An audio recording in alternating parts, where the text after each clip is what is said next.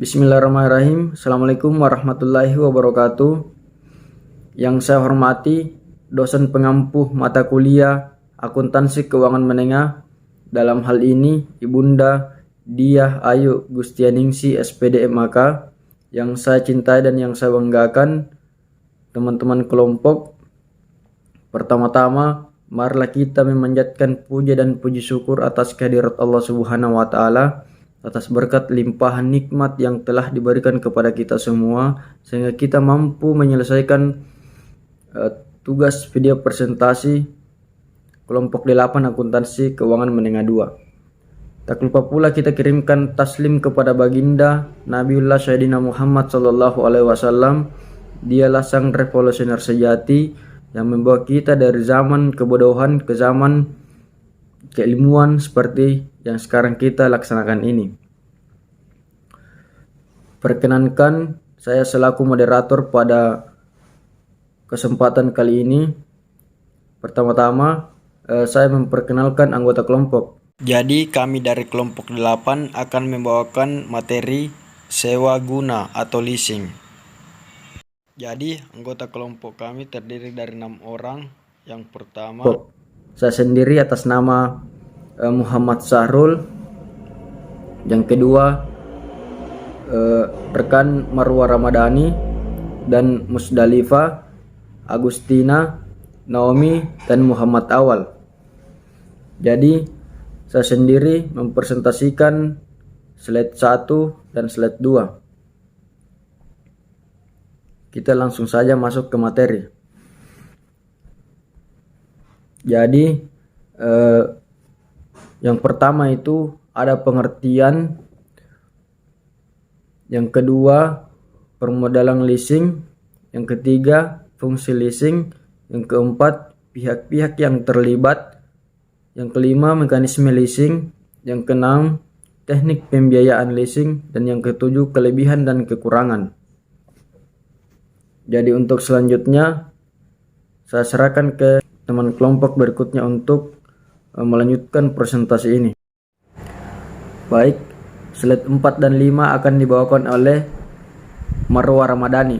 Untuk itu saya persilahkan. Warahmatullahi wabarakatuh. Perkenalkan, nama saya Marwa Ramadhani. Saya akan menjelaskan tentang sewa guna usaha atau leasing. Menurut Perpres nomor 9 tahun 2009 tentang lembaga pembiayaan adalah kegiatan dalam bentuk penyediaan barang modal baik secara sewa guna usaha dengan hak opsi maupun sewa guna usaha tanpa hak opsi. Selanjutnya, permodalan leasing sesuai dengan PMK nomor 84/PMK.012/2006 tanggal 29 September tahun 2009 tentang perusahaan pembiayaan.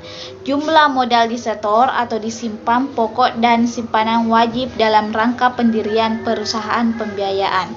Permodalan leasing menjadi dua, perusahaan swasta, nasional atau perusahaan patungan sekurang-kurangnya sebesar 100 M, koperasi sekurang-kurangnya 50 M. Terima kasih saudari Marwa Ramadhani. Untuk slide selanjutnya, slide 6 dan 7 akan dibawakan oleh Musdalifah. Untuk itu saya persilakan. Saya atas nama Musdalifah, di sini saya akan menjelaskan jenis-jenis leasing dan fungsi leasing. Jenis-jenis leasing itu sendiri ada 3. Yang pertama, independent leasing company, di mana lessor atau pemilik modal bebas menentukan pembelian barang dari para supplier.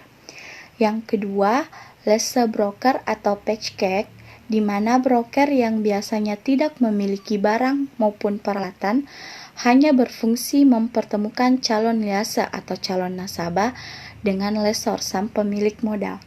Yang ketiga ada caption lesson, yaitu jenis pembiayaan di mana lessor memiliki supplier tersendiri yang berperan sebagai perusahaan induk. Selanjutnya ada fungsi leasing, di mana yang pada dasarnya fungsi leasing hampir sama dengan fungsi bank, yaitu menyediakan produk dengan jangka menengah.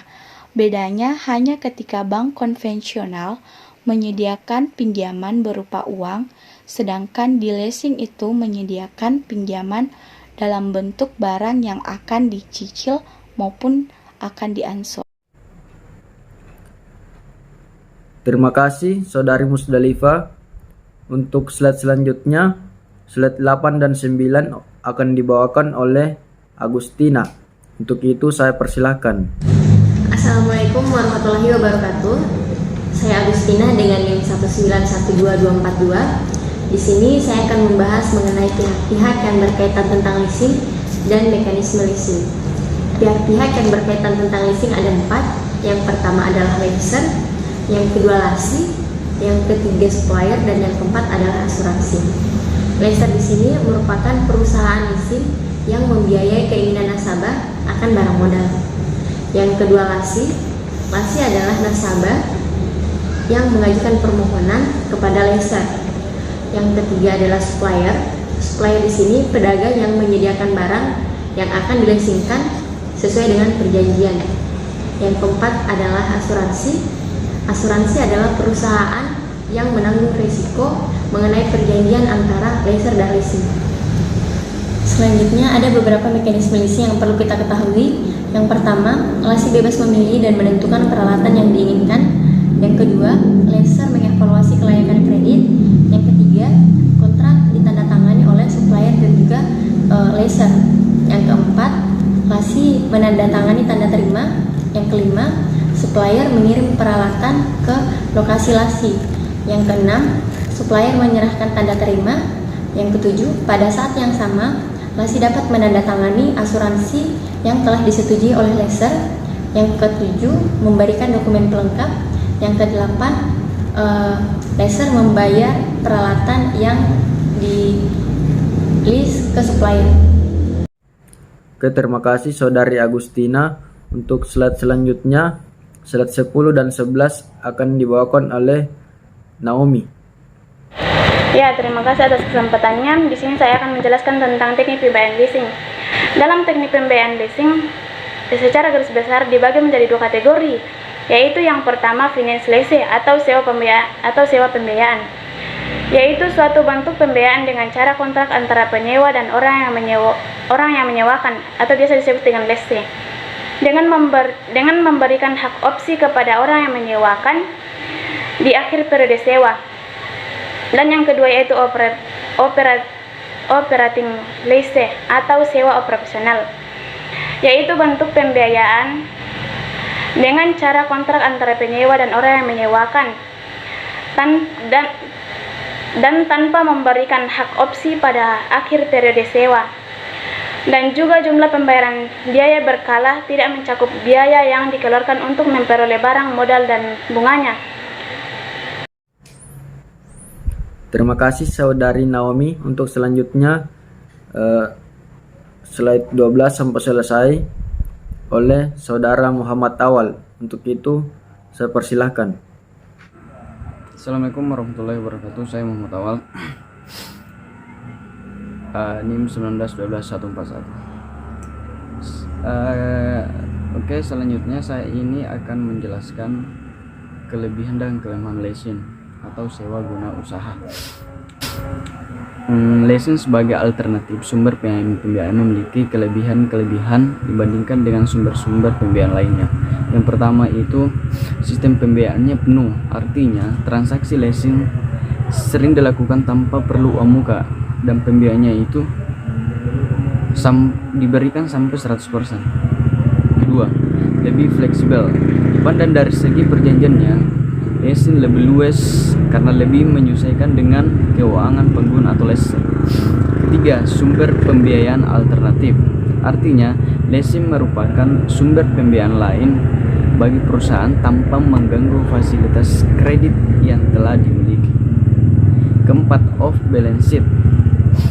Artinya, tidak ada adanya ketentuan keharusan mencantumkan transaksi leasing dalam neraca. Jadi tetap balance. Kelima itu arus dana.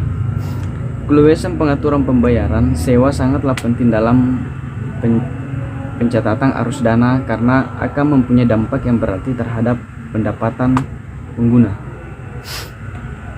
6. Proteksi inflasi. Artinya, pelindung terhadap inflasi. Meskipun dalam beberapa keadaan sering dikatakan hal ini kurang relevan. Jadi tetap ya dalam melakukan pembiayaan di leasing ya tetap harus hati-hati juga ya. Ketujuh, perlindungan akibat kemajuan teknologi.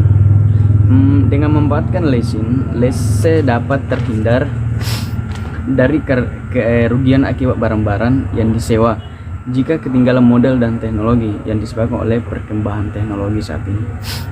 Kedelapan, sumber pelunasan kewajiban. Leasing memberikan kemudahan untuk pelunasan, selalu diperkirakan berasal dari modal kerja atau dari pendapatan. Jadi leasing ini memberikan kemudahan untuk para penggunanya. Ketika untuk pelunasan, dia melihat dulu apakah pendapatannya ini bagus atau tidak. 9. Kapitalisasi biaya. Adanya biaya tambahan selalu dari harga perolehan seperti biaya penyerahan, dan lain sebagainya dapat dipertimbangkan sebagai biaya modal yang dapat dibiayai dalam leasing. Ke-10, risiko keuangan. Dalam keadaan yang tidak menentu, dengan leasing dapat mengurangi kekhawatiran terhadap risiko keuangan karena operasi leasing hanya berjangka relatif singkat. 11. Kemudahan penyusutan anggaran. Adanya pembayaran sewa secara berkala yang jumlahnya relatif tetap akan merupakan kemudahan dalam penyusunan anggaran tahunan. Ke-12. Pembiayaan proyek skala besar. Yang terakhir yaitu meningkatkan debt capacity. Perolehan barang modal melalui leasing dapat meningkatkan debt capacity dari lese yang bersangkutan. Oke, itu adalah kelebihan dari leasing. Oke, selain memiliki banyak keunggulan, leasing juga memiliki beberapa kekurangan atau kelemahan, khususnya para lese atau pengguna jasa leasing. Yang pertama itu denda. Perusahaan akan memberikan denda kepada nasabah yang tidak membayar angsuran pada waktu yang telah ditentukan. Yang kedua itu penyitaan. Jika nasabah tidak bisa membayar lagi, maka perusahaan berhak untuk menyita barang yang nasabah gunakan. Dan yang ketiga, yang terakhir itu adalah penalti. Setelah nasabah dihadapkan dengan dua sanksi yang sebelumnya, bukan berarti Anda dapat melakukan pelunasan lebih awal.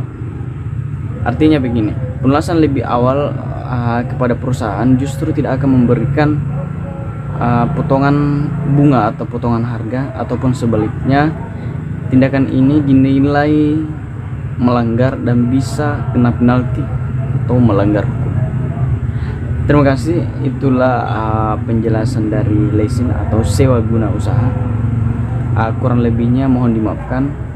Assalamualaikum warahmatullahi wabarakatuh. Terima kasih. Terima kasih teman-teman yang sudah membawakan presentasi ini. Kurang dan lebihnya mohon dimaafkan. Saya pamit undur diri. Wassalamualaikum warahmatullahi wabarakatuh.